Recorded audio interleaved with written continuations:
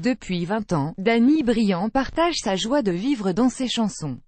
En février dernier, l'interprète de Suzette présentait son dernier album ultra énergisant intitulé Rock and Swing, un 11e opus qui survient après un long passage à vide.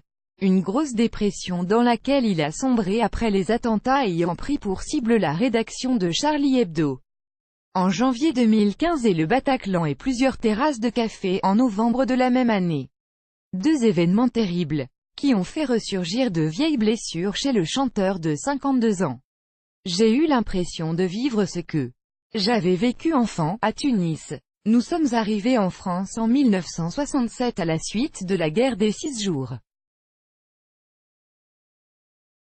Raconte-t-il dans Paris Match. Il y avait eu en Tunisie des représailles contre les Juifs, ma famille en a été victime. La synagogue où mon oncle était chantre a été brûlée, ma tante violentée, le commerce de mon père saccagé.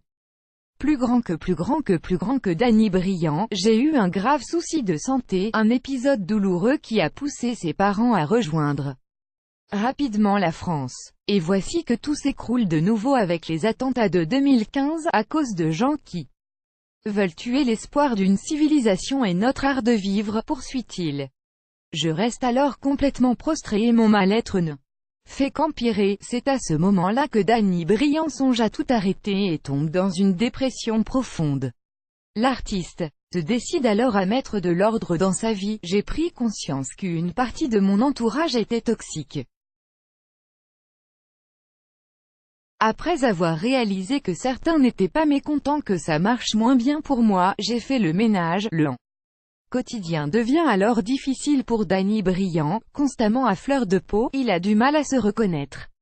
Il prend à ce moment-là une décision radicale, je décide de quitter provisoirement ma famille pour m'installer seul dans une maison à Ramatuelle. Je ressens le besoin impérieux de m'isoler, de faire le vide pour me retrouver moi-même, j'étais tout le temps triste, une retraite qui lui a permis de retrouver le souffle et l'inspiration, puis son équilibre familial.